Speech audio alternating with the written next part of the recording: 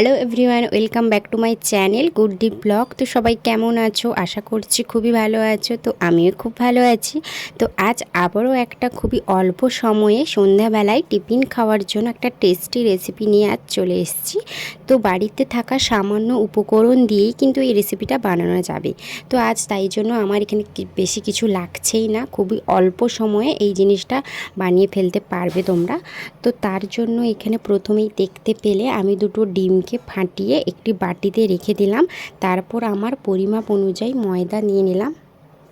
তারপর সামান্য লবণ দিয়ে এটিকে ভালোভাবে আমি ফেটিয়ে নেব, কারণ এতে যত ভালোভাবে ফাটবে ততই ভালো হবে।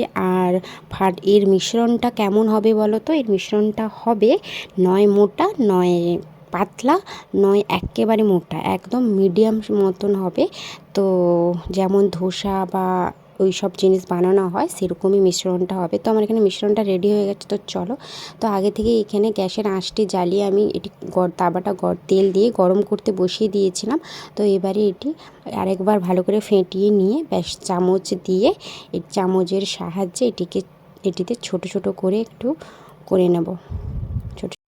তো দেখো, এইভাবে ছোট ছোট করে সাইজ তোমরা করে নেবে তোমাদের পছন্দ অনুযায়ী। তো আমি বেশ ছোট ছোট করে একদম লুচির থেকে যাতে একটু বড় হয় তো সেরকম আকারে এখানে বানিয়ে নিয়েছি। দেখো, বেশিক্ষণ সময় লাগবেই না।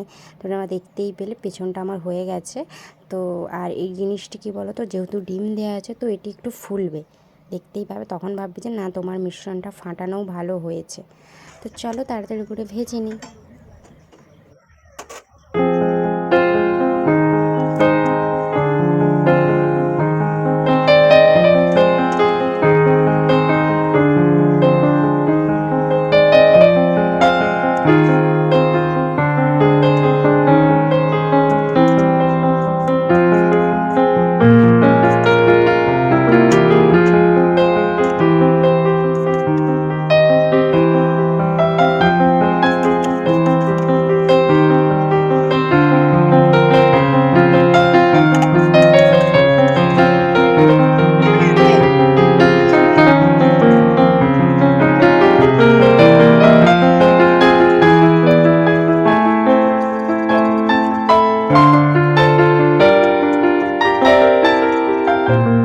তো আমার এখানে ভাজা পুরো কমপ্লিট হয়ে গেছে। তো তোমাদের প্রথমেই বলেছিলাম সামান্য জিনিস সামান্য উপকরণ দিয়ে এখানে আজকে বানাবো।